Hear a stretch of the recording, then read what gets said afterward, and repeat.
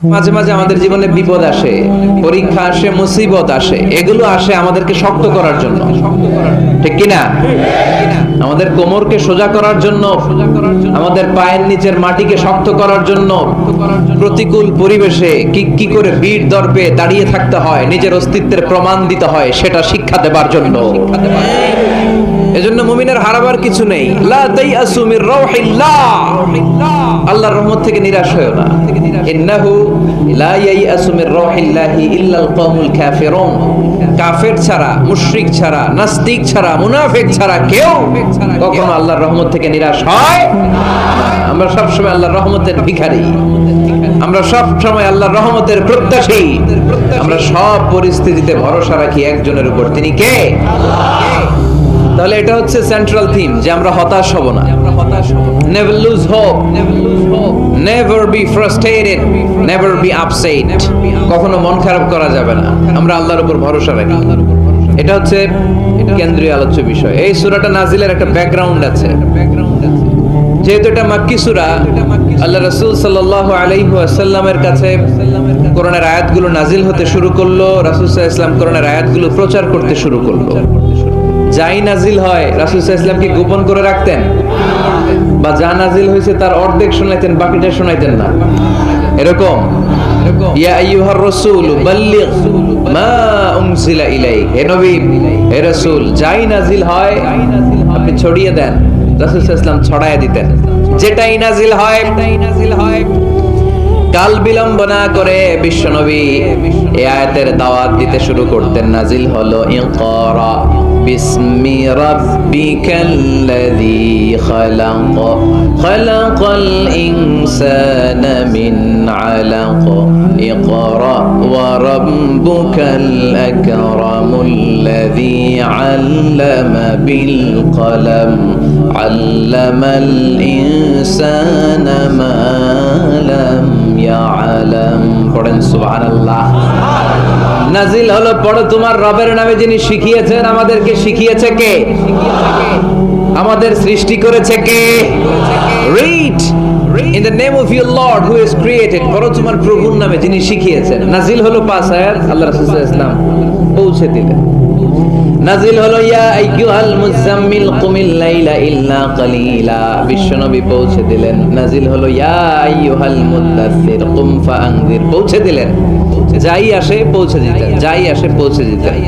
কিন্তু হঠাৎ করে ওহী আসার ধারাবাহিকতা হুট করে বন্ধ হয়ে গেল, ওহী আর আসে না। ফলে রাসূল সাল্লাল্লাহু আলাইহি ওয়াসাল্লাম নতুন কোন কোরআনের আয়াত মক্কাবাসীদেরকে শোনাতে পারে। মক্কাবাসীরাও এসে রাসূল সাল্লাল্লাহু আলাইহি ওয়াসাল্লামকে খোঁচায়, বলে কি মুহাম্মদ, কিছু বলো না, যে নতুন কিছু শোনাও না, যে এতদিন তো অনেক পটপট করছো, অনেক কথা শুনেছো, কই তোমার সেই কথা? রাসূল সাল্লাল্লাহু আলাইহি ওয়াসাল্লাম বলতে পারেন না। কেমনে বলবে? উনি কি মন গড়া কিছু বলে? ওমা ইয়ানতিকু আনিল হাওয়া ইন হুয়া ইল্লা ওয়াহয়ুই ইউহা, মন গড়া তিনি কিছু বলেন না, মন মস্তিষ্ক প্রসূত কোনো কথা তিনি জাতির কাছে পেশ করেন না। তিনি তাই বলেন যা তাকে নির্দেশ দেয়া হয়, আর নির্দেশটা দেয় কে? সবাই বলতে লাগলো, মুহাম্মদ তোমার নতুন কথাবার্তা কই? রাসূল সাল্লাল্লাহু আলাইহি ওয়াসাল্লাম চুপচাপ, কিপ সাইলেন্ট। কাফিররা বলতে শুরু করলো, ইন্না মুহাম্মাদান ক্বালাহু রাব্বুহু, মুহাম্মাদের রব মুহাম্মদ রে ভুলে গিয়েছে, মুহাম্মাদের রব মুহাম্মদ রে বর্জন করেছে। তাই তো নতুন কিছু আসে না। মুহাম্মদ তোমার দিন শেষ, তোমার কাছে আর আসবে না ওহী। রাসূল সাল্লাল্লাহু আলাইহি ওয়াসাল্লাম খুব টেনশন শুরু করে দিলেন। আবু লাহাবের স্ত্রী উম্মে জামিল বলতে শুরু করলো, ইন্না শাইতানাকা কাদ তারাকাক, হে মুহাম্মদ তোমার শয়তান তোমারে তরক করছে। নাউজুবিল্লাহ পড়েন। শয়তান দ্বারা উম্মে জামিল সাইয়েদনা জিবরাইল আলাইহিস সালামকে বুঝিয়েছেন। তিনি বুঝিয়েছেন যে মুহাম্মদ, জিবরাইল তোমার কাছে আসে না, শেষ, তোমার দিন শেষ, তোমার খেলা শেষ, আর আসবে না। রাসূল সাল্লাল্লাহু আলাইহি ওয়াসাল্লাম নিজেও ভয় পেয়ে গেলেন। ঘটনা কি? আমার কোনো ভুল হচ্ছে না তো? আমি কোনো অন্যায় করে ফেললাম না তো? আল্লাহ আমার উপর নাখোশ হলেন না তো? আমরাও মাঝে মাঝে এরকম ফ্রাস্ট্রেশনে ভুগি না? কি রে, আল্লাহ বোধহয় আমারে পছন্দ করে না, এত দোয়া করি, আল্লাহ মনে হয় আমার দোয়া কবুল করে না, আল্লাহ মনে হয় আমারে চায় না, আল্লাহ মনে হয় আমারে ভালোবাসে না। তা না হলে আমার দোয়া কবুল হয় না কেন, আমি এত দুঃখী কেন? রাসূল সাল্লাল্লাহু আলাইহি ওয়াসাল্লাম ঠিক একই টেনশনে পড়লেন, ঠিক একই ডিলেমায় পড়লেন, ঠিক একই পেরেশানিতে ভুগলেন। কি রে, ওহী নাজিল হয় না কেন? আমাকে নিয়ে কাফির মুশরিকরা বেদিনরা ঠাট্টা বিদ্রূপ করে, উপহাস করে, কিন্তু আল্লাহ তাআলা কোনো ওহী নাজিল করে না। ঘটনা কি? আমার ভুল হলো না তো? আমি কোনো অন্যায় করে ফেললাম না তো? আল্লাহ আমার উপর নাখোশ হলেন না তো? টেনশন। রাসূল সাল্লাল্লাহু আলাইহি ওয়াসাল্লাম টেনশনে ভুগছেন। ইন দ্য মিন টাইম আল্লাহ রাসূল সাল্লাল্লাহু আলাইহি ওয়াসাল্লামের টেনশন দূর করে দিয়ে আল্লাহ রাসূল সাল্লাল্লাহু আলাইহি ওয়াসাল্লামের মন ভালো করে দেওয়ার জন্য এই সূরা দোহা নাজিল করলেন। কে?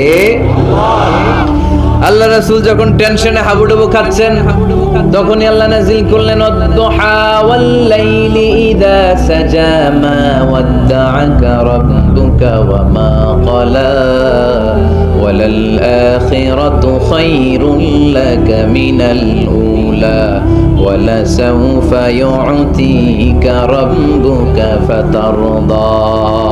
সুবহানাল্লাহ পড়েন। আল্লাহ নাজিল করলেন ওয়াদ-দুহা ওয়াল-লাইলি ইযা সাজা। দুহা মানে আলো। দুহা মানে কি? সকালের আলো, প্রভাতের সূর্য কিরণ। আলো মানে আশার আলো, সম্ভাবনার আলো। আলো বললেই মনের মধ্যে একটা সাহস জাগে না? আর অন্ধকার বললেই ভয় লাগে না? আমাদের ছোট্ট বাচ্চারা বাসার ভিতরে অন্ধকার হইলে ভয় পায় না? তার মানে অন্ধকার হচ্ছে ভয়ের প্রতীক, আর আলো হচ্ছে আশার প্রতীক। সুবহানাল্লাহ পড়েন। রাসূল সাল্লাল্লাহু আলাইহি ওয়াসাল্লামকে সান্ত্বনা দেওয়ার জন্য আল্লাহ দুইটা শপথ করলেন। চিল্লায় বলতে হবে কয়টা? এক হচ্ছে আলোর শপথ, আরেক হচ্ছে অন্ধকারের শপথ। এক হচ্ছে আরেক হচ্ছে ওয়াদ-দুহা, দুহার শপথ, প্রভাতের সূর্য কিরণের শপথ। ওয়াল-লাইলি ইযা সাজা, নিঝুম নিস্তব্ধ রাতের শপথ। আল্লাহ তাআলা আলো আর অন্ধকারের শপথ দিয়ে মূলত ওহী আশা আর না আশাকে বুঝিয়েছেন। সুবহানাল্লাহ পড়েন। আলোকে আল্লাহ তাআলা ওহীর উপস্থিতির সাথে তুলনা করেছেন। অন্ধকারকে রব্বুল আলামিন এই সূরার মধ্যে ওহীর অনুপস্থিতিকে বুঝিয়েছেন। আল্লাহ বুঝাতে চাইলেন, নবী আমি আপনারে ভুলি নাই। কেমন করে আমি আপনারে ভুলি? আপনি আমার হাবিব, ঠিক কি না? আপনি আমার খলিল না, আপনি আমার হাবিব। খলিল মানেও বন্ধু, হাবিব মানেও বন্ধু। ইব্রাহিম আলাইহিস সালাম ছিলেন খলিল, আর আল্লাহ রাসূল ছিলেন হাবিব। খলিল বন্ধু, হাবিব বন্ধু, কিন্তু খলিল মানে এমন বন্ধু যে বন্ধু আল্লাহরে খুশি করার জন্য কাজ করে, আর হাবিব মানে এমন বন্ধু যেই বন্ধুরে খুশি রাখার জন্য আল্লাহ নিজেই কাজ করে। কি কাজ করলেন হাবিবরে খুশি রাখার জন্য? আজকে সব আমরা শুনবো। আল্লাহ বললেন ওয়াদ-দুহা ওয়াল-লাইলি ইযা সাজা, আলোর শপথ, অন্ধকারের শপথ। দুহা মানে আলো, প্রভাতের আলো। আলো দিয়ে আল্লাহ বুঝাইলেন এটা হচ্ছে ওহী। আর ওয়াল-লাইলি ইযা সাজা, রাতের শপথ দিয়ে বুঝালেন এটা ওহীর অনুপস্থিতি। আল্লাহ বুঝাতে চাইলেন, নবী ওহী আসা না আসা দুইটাই আপনার জন্য দরকার। আমি আপনারে ভুলি নাই, আমি আপনারে বর্জন করি নাই, অসম্ভব। আমি আপনার উপর গোসা হই নাই, রাগ হই নাই। আমি ইচ্ছা করেই আপনার একটু বিশ্রামের সুযোগ দেওয়ার জন্য ইচ্ছা করে ওহী পাঠানো বন্ধ রেখেছি। কারণ ওহী রিসিভ করা সাধারণ কোনো বিষয় না। আল্লাহ বলেন ইন্না সানুলকি আলাইকা কওলান সাকিলা। ও নবী, এটা একটা ভারী বাণী, এটা শক্তিশালী বাণী, এটা একটা পাওয়ারফুল মেসেজ। এটা যেন কোনো বাণী নয়। কোরআনের বাণীটা কার? সব সময় যদি নবী আমি ওহী পাঠাই আপনার কষ্ট হয়ে যাবে। আমরা সপ্তাহে সরকারি চাকরি যারা করেন 7 দিনে কাজ করেন কয়দিন? হ্যাঁ, 5 দিন। ছুটি কয়দিন? তো পুরো সপ্তাহ 7 দিনে যদি কাজ থাকতো করতে পারতেন? কথা বলেন। আবার 7 দিনে যদি ছুটি থাকতো ভাল লাগতো? আল্লাহ বুঝাতে চাইলেন, নবী লাগাতার যদি ওহী নাজিল করি, এটা রিসিভ করা, এই দাওয়াতটা যথাযোগ্য মর্যাদায় পৌঁছে দেয়া, এটা আপনার জন্য কষ্ট হয়ে যাবে। কারণ ওহী এটা সাধারণ কোনো বাণী নয়। এই বাণীটা কার? আল্লাহ রাসূল যখন ঘোড়ার উপরে কিংবা উটের উপরে থাকা অবস্থায় কোরআনের আয়াত নাজিল হতো ওনার উপর, কোরআনের ভারে, কোরআনের পাওয়ারে উটের পা গুলো, ঘোড়ার পা গুলো মরুভূমির বালির মধ্যে দেবে যেত। এত পাওয়ারফুল বাণী। লাউ আনজালনা হাদাল কুরআনা আলা জাবাল লারাআইতাহু খাশিআম মুতাসাদ্দিআম মিন খাশিয়াতিল্লাহ।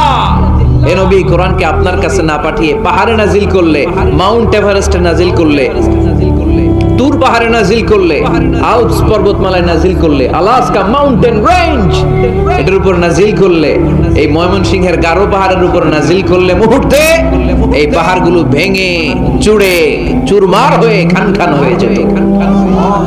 তার মানে এই বাণীটা কি হালকা না শক্ত? ওটের উপর থাকা অবস্থায় যখন কোরআন নাজিল হতো ওটের পা দেবে যেত। ঘোড়ার উপর থাকা অবস্থায় কোরআন নাজিল হলে ঘোড়া বসে যেত। শীতের রাতে কোরআন নাজিল হলে আম্মাজান আয়েশা বলেন আমরা কম্বল গায়ে দিয়ে কাঁপতাম। ওয়া ইন্না জাবিনাহু লা ইয়াতাফাসসাদু আরাকান, রাসূল সাল্লাল্লাহু আলাইহি ওয়াসাল্লামের দাড়ি আর থুতনি বেয়ে ঝরঝর করে ঘাম ঝরতো।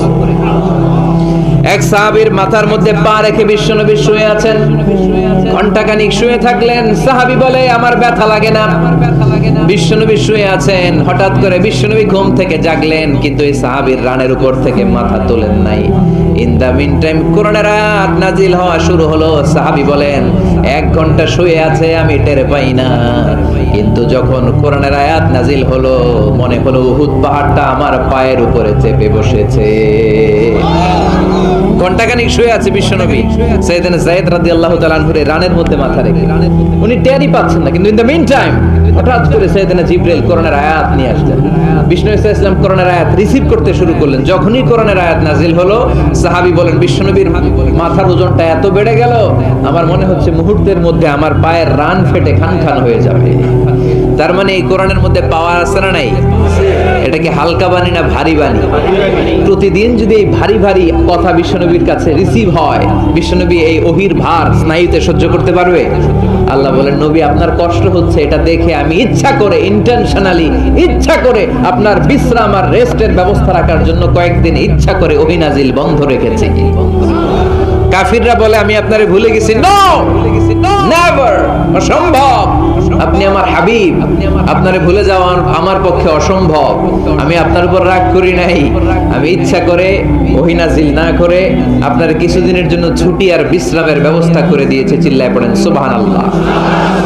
এজন্য আল্লাহ শপথ করে বললেন ওয়াদ-দুহা ওয়াল-লাইলি ইযা সাজা মা ওয়াদ্দাআকা রাব্বুকা ওয়া মা ক্বালা। আলোর শপথ, অন্ধকারের শপথ। তারপরে বিশ্বনবীর রব্বুল আলামিন 3টা কনফার্মেশন শোনালেন। কয়টা? প্রথমে 2টা ওথ, মানে 2টা শপথ, তারপরে 3টা কনফার্মেশন, তারপরে 3টা রিমাইন্ডার, এন্ড ফাইনালি 3টা ওয়ার্ক প্ল্যান, মানে কর্মসূচি। বাংলায় বললে প্রথমে আল্লাহ 2টা শপথ করেছেন, তারপরে 2টা কনফার্মেশন করেছেন, মানে আমি আপনাকে কনফার্ম করলাম যে এগুলো আমি আপনাকে দেব। তারপরে 3টা রিমাইন্ডার দিয়েছেন, নবী আগে আপনার কি দিছি শোনেন। আর সর্বশেষ আল্লাহ তাআলা বিশ্ব নবীকে 3টা ওয়ার্ক প্ল্যান দিয়েছেন, মানে কর্মসূচি। চিল্লায় পড়তে হবে সুবহানাল্লাহ। কনফার্মেশন নাম্বার 1, মা ওয়াদ্দাআকা রাব্বুকা ওয়া মা ক্বালা। ও নবী চিন্তা করবেন না, আমি আপনারে ভুলি নাই, আমি আপনারে বর্জন করি নাই। কাফেররা যে বলে আমি আপনারে ছেড়ে দিয়েছি, ভুলে গিয়েছি, না, আমি আপনারে ভুলি নাই, আপনারে ভোলা আমার পক্ষে সম্ভব না। সুবহানাল্লাহ পড়েন। 2 নাম্বার কনফার্মেশন আল্লাহ বললেন ওয়ালাল আখিরাতু খায়রুল লাকা মিনাল উলা। পড়েন ওয়ালাল আখিরাতু খায়রুল লাকা মিনাল উলা। ও নবী দুনিয়ার জীবনের চাইতে আখিরাতের জীবন আপনার জন্য শ্রেষ্ঠ। কিন্তু আমরা আখিরাত, অবশ্যই আখিরাত খায়রুল লাকা আপনার জন্য উত্তম, মিনাল উলা এই দুনিয়ার চেয়ে। and verily indeed the hereafter is far better for you than this dunya.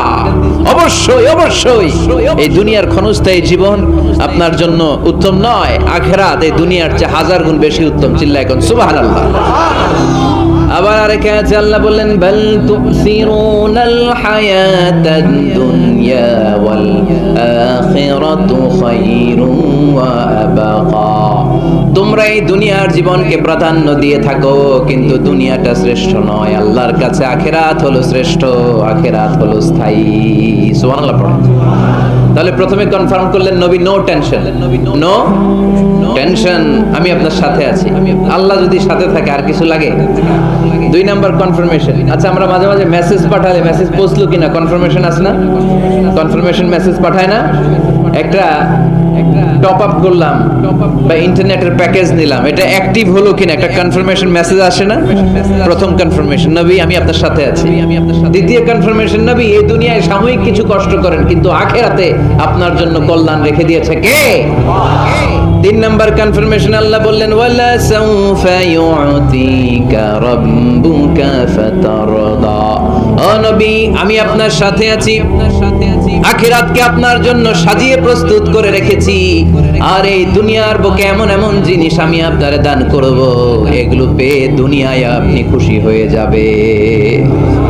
এমন এমন জিনিস আমি আপনাকে দেব, and verily I'm going to give you something that will make you happy. ও নবী এমন এমন জিনিস আমি মাক্কি জীবন থেকে শুরু করে until your death, আপনার মৃত্যু পর্যন্ত আমি দেব, এগুলো পেয়ে আপনি খুশি হয়ে যাবেন। সুবহানাল্লাহ। বাড়িতে যে বললেন দিবে কে? খুশি করবেন কারে? বিশ্বনবী সাল্লাল্লাহু আলাইহি ওয়াসাল্লামকে। খুশি করবেন কে? আর খুশি হবে কে? বিশ্বনবী। সুবহানাল্লাহ পড়েন। ওয়ালা সাউফা ইউতিকা রাব্বুকা ফাতারদা। নবী এমন এমন জিনিস আমি আপনাকে দেব, আপনার এই পেরেশানি দুঃখ কষ্ট আপনার থাকবে না। কখনোই আমি আপনার মন খারাপ হতে দেব না।